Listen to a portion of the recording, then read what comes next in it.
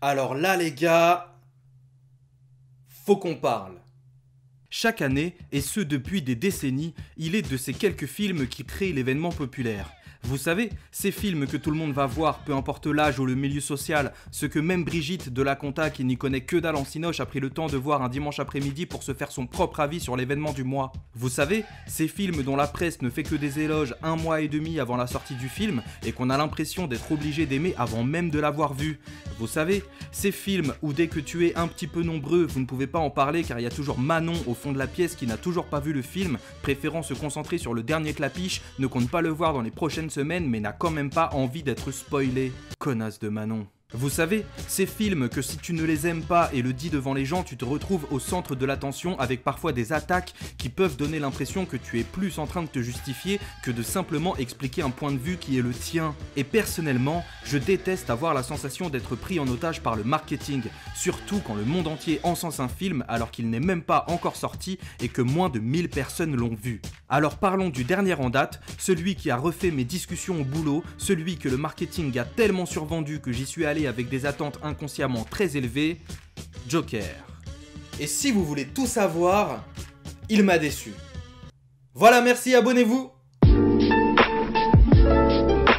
C'était pas drôle, on est d'accord. Bref, je ne trouve pas que ce soit un mauvais film, mais je trouve que l'entrain qu'il y a eu autour de sa sortie a légèrement dépassé la valeur du métrage à mes yeux.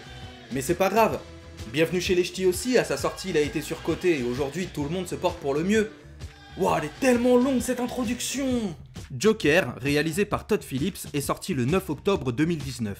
Papa de la trilogie Very Bad Trip et d'une sombre merde avec Tony Stark qui a fumé toute ma conce, il réalise ici son premier film sérieux en dehors du registre de la comédie. Après le cauchemardesque Jared Leto, qui au passage aurait tenté d'empêcher le film de se faire, je ne vous tire pas mon chapeau, jeune homme. Joaquin Phoenix, acteur oscarisé connu pour ses rôles composés et ses films aux thématiques rarement creuses, est désigné pour être le nouveau Joker qui est d'ores et déjà annoncé comme un projet sombre, violent, mature et réaliste. Tiens, ça me rappelle qu'à la base aussi, le DC Extended Universe était censé être sombre, violent, mature et réaliste. Aujourd'hui, il paraît qu'il taxe des clopes à Saint-Michel. D'ailleurs, si ça t'intéresse de voir ma vidéo sur le sujet, elle est toujours dispo. Il faut savoir que pour la Warner, Joker est un film sur lequel de gros enjeux reposaient. Étant donné que l'univers cinématographique mis en place a pris l'eau de toutes parts entre les Suicide Squad, Justice League et autres Shazam totalement éclatés au sol, et même si Wonder Woman et Aquaman permettent à la Warner de se tenir encore à flot, Aquaman, maintenir à flot, Joker représentait pour le studio l'espoir d'un nouveau succès. Les premiers trailers ont fait naître la hype, l'étoile d'or au festival de Venise l'a fait exploser. Plus possible d'entendre parler de ce film comme autre chose qu'un chef-d'œuvre, puisque si la presse et le jury le disent, c'est que c'est forcément vrai. Puis j'ai vu le film. Et un chef-d'œuvre? Sérieusement? On a vu le même film, les gars? Ne mets pas de pouce rouge tout de suite. Et avant que tu sois tenté de le faire, retiens cette phrase. Joker est un bon film. Ça va ? Se déroulant dans les années 80, le film dispose d'une esthétique plutôt léchée avec des décors sublimement sales et poisseux. On sent que la ville de Gotham City est en proie à la pauvreté et donc à la potentielle criminalité où chacun tente de survivre comme il peut. Arthur Fleck est très intéressant, interprété à merveille par un Joaquin Phoenix qui a perdu 30 kilos pour le rôle et dont la prestation est incroyable.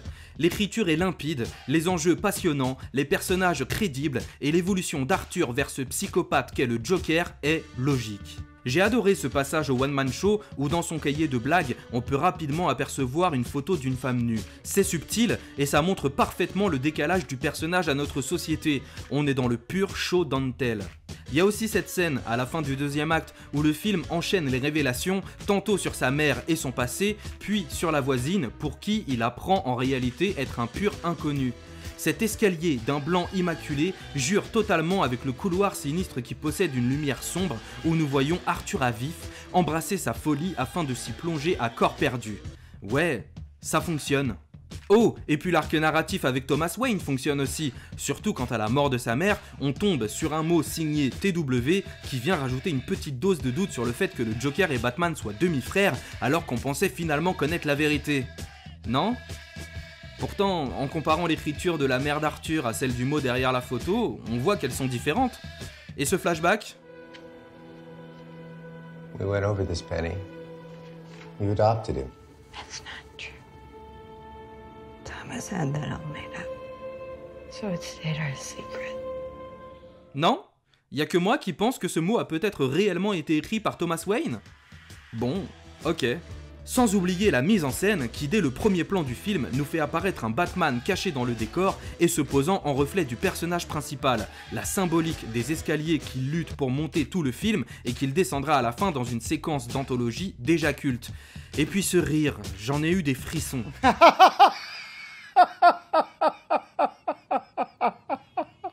Je vous l'assure, à mes yeux, Joker est un bon film. Cela veut-il dire qu'il est si parfait qu'on pourrait le croire ? Pas sûr. Et c'est maintenant que je vais me faire niquer. Je peux y aller? Ok. Premier problème. L'humour. Je ne dis pas que les quelques blagues du film ne fonctionnent pas, non. Je vous ai parlé de la pin-up quand il est sur scène. Mais où sont passées les frasques du Joker ? Ce personnage a toujours été montré comme comique, professionnel de l'humour noir à la punchline facile et inattendue. Certaines versions du personnage ont accentué cet aspect au point d'en faire un farceur, mais d'autres versions, notamment celle de la série animée des années 90 ou celle de The Dark Knight de Nolan, jouaient parfaitement sur le fil du rasoir, dépeignant un Joker terrifiant de par la légèreté avec laquelle il vit la situation, sortant une punchline acidulée à laquelle le spectateur hésite à rire tant cette blague est glauque.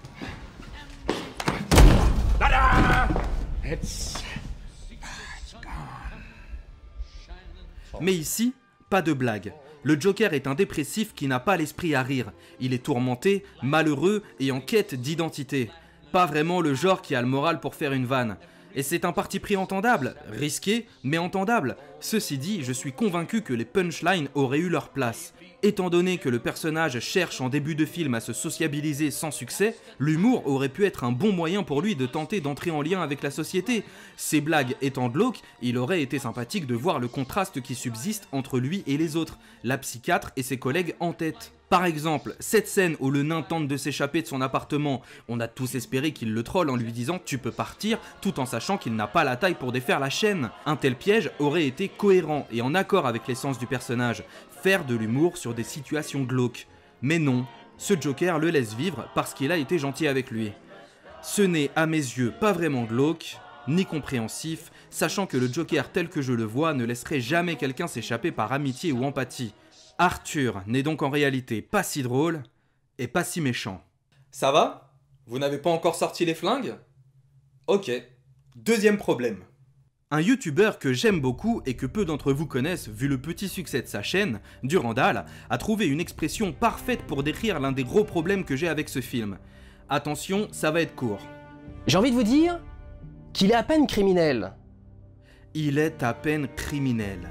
5 mots qui m'ont aidé à comprendre ce qui selon moi clochait dans ce film. Car non seulement le Joker n'est pas si méchant, mais se pose un peu plus comme une victime abattue qu'un agneau devenant petit à petit le plus dangereux des loups. La ville est en proie à la pauvreté et la précarité, les fonds sociaux sont coupés, Arthur n'a donc plus de médicaments et d'une manière ou d'une autre, il est trompé par les personnages qui l'entourent dans ce film.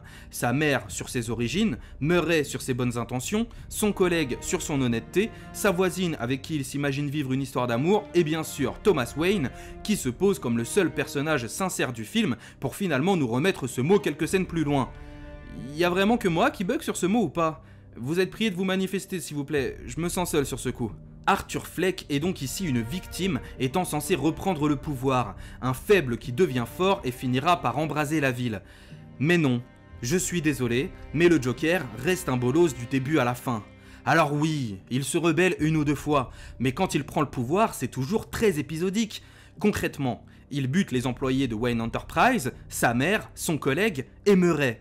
Et encore, Murray, il avait même pas prévu de le buter à la base. Il allait à l'émission pour se suicider en direct, et ce n'est que suite aux provocations du présentateur qu'il a décidé de retourner l'arme contre lui. Ce Joker ne maîtrise rien, il improvise. Il réagit aux événements autour de lui un peu comme un chaton perdu dans un chenil, se défendant avec peine en mettant des coups de griffe comme il peut. Prenez-moi pour un hater, tant pis pour moi, mais c'est vraiment le sentiment que j'ai quand je vois ce film. Il se pose ici comme la voix du peuple, celle des oubliés vivant la précarité, celle des victimes écrasées par les super riches, et devient malgré lui un symbole pour la ville de Gotham. Oui, Malgré lui, hein. C'est pas moi qui le dis, c'est le personnage. Come on, Murray. Do I look like the kind of clown that could start a movement? I killed those guys because they were awful. Voilà. À partir du moment où même le Joker ne croit pas au mouvement qui le porte, j'ai bien dit qui le porte et non qu'il porte, comment je peux croire en lui ? Il devient chef d'une cause à laquelle il n'adhère pas. Il s'en fout des riches et de la lutte des classes, lui. C'est le chaos qu'il veut. Mais ce n'est selon moi pas le dernier problème de ce film.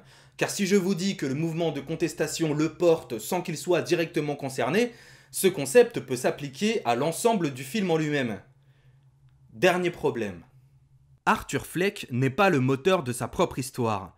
Il est lié à celle-ci par sa mère, par les manifestants de Gotham qui le prennent en symbole, mais à aucun moment il ne prend une décision qui influera réellement les événements.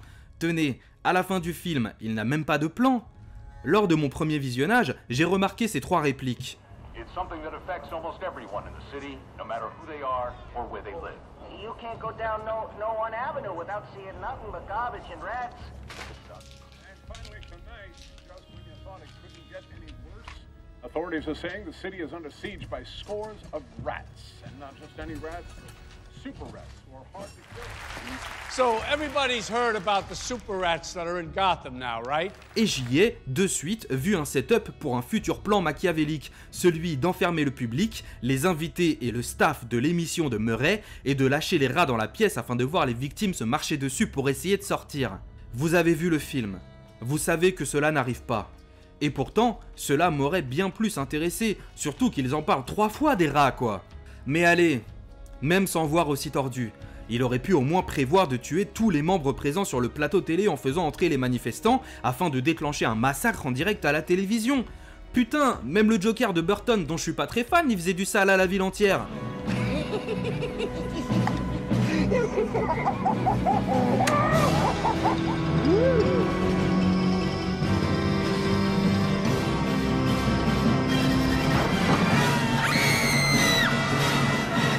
Mais ici, rien. Il colle 2 bastos à Murray et laisse les gens s'enfuir. C'est ça le Joker ? C'est ça le génie du crime que même quelqu'un comme Batman n'arrive pas à stopper ? Beaucoup me disent « Non, mais tu comprends, c'est le début du personnage. Il n'a pas encore d'expérience dans la criminalité et sera vraiment un stratège dans les prochains films. » Mais le problème, c'est que déjà il n'y aura pas de suite, du moins je l'espère, mais je ne vois pas comment ce personnage pourrait devenir un génie du crime. Arthur est faible, dans l'émotion, dans l'empathie, et ne possède pas d'esprit supérieur. Car oui, ça aussi il faut le dire, je veux bien qu'il ne devienne pas le génie du crime dans ce film, hein, mais un génie du crime, avant d'être un criminel, c'est d'abord un génie. À quel moment Arthur donne des indices laissant penser qu'il pourrait devenir un jour quelqu'un ayant 3 coups d'avance sur ses adversaires ? Ce type, capable de se faire tromper par son entourage entier et n'attaquer que les gens qui l'ont personnellement blessé, vous le voyez vraiment devenir le méchant numéro 1 de la ville ? Eh bien, pas moi. Auriez-vous par hasard projeté d'avoir un Joker dans votre film sur le Joker ? Bref, j'aimerais qu'on se penche rapidement sur la scène où le Joker est dans une voiture de police à la fin du film. Il est menotté, avachi, le regard sur la ville qui brûle. J'y lis, je ne suis en contrôle de rien, et je suis indirectement responsable du chaos. Comparons maintenant à une autre scène où le Joker est en voiture de police. Vous y lisez quoi ? Moi j'y lis, je suis en contrôle de tout, et je continuerai d'être responsable du chaos. Ces 2 scènes sont un miroir parfait, cristallisant tout ce que je reproche à ce film. Le Joker, ce n'est pas le génie du crime de Gotham City. Pour conclure, je vous dirais que peu importe mon avis, ce film reste objectivement de bonne facture. Si nous le comparons au standard actuel des adaptations de comics au cinéma, ce Joker est dans le haut du panier avec les Dark Knight, Batman v Superman, Watchmen ou encore, et j'ose le dire, Avengers Infinity War. Oui, Joker est bon. Oui, Joker fonctionne. Mais non, Joker n'est pas ce chef-d'œuvre qui mérite tant d'éloges. Enfin, je vous dis ça, mais... Il m'est souvent arrivé de changer d'avis sur des films. Parfois, je déteste certaines œuvres et quelques années plus tard les redécouvre avec un œil neuf. Batman v Superman en est un parfait exemple. J'avais beau haïr ce film, un sentiment d'incompréhension subsistait et je ne saisissais pas le fait qu'autant de gens le trouvent excellent. Et un jour, je l'ai revu et je l'ai trouvé incroyable. Je n'ai pas d'explication précise, mais je vous dirais que ce même sentiment se joue aujourd'hui avec Joker. Il m'a déçu, et ce n'est pas le personnage tel que je le connais, certes, mais j'ai malgré tout un peu l'impression d'être passé à côté du film, et de ne pas avoir assez de recul sur l'œuvre pour simplement apprécier la proposition de cinéma qu'est Joker. J'espère que mon avis évoluera au fil du temps et que je pourrai voir en ce film tout ce que vous y voyez. Mais pour le moment, je ne vois qu'une victime naïve qui décide d'embrasser sa folie et de suivre le premier groupe qui l'accepte tel qu'il est. Et ça fout les boules. Voilà, c'est tout pour moi, merci beaucoup d'avoir regardé cette vidéo. Comme d'habitude, je vous invite à liker, à commenter, à partager, à vous abonner. Faites-vous plaisir, vous avez le droit, faites-vous plaisir. J'avais envie de parler de Joker depuis un moment déjà. Depuis la première fois que je l'ai vu, je savais que j'en ferais une critique de ce genre.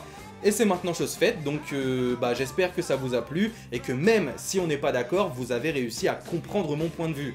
Parce que c'est surtout ça le but de cette vidéo. En tout cas, merci encore, prenez soin de vous, à très bientôt, salut!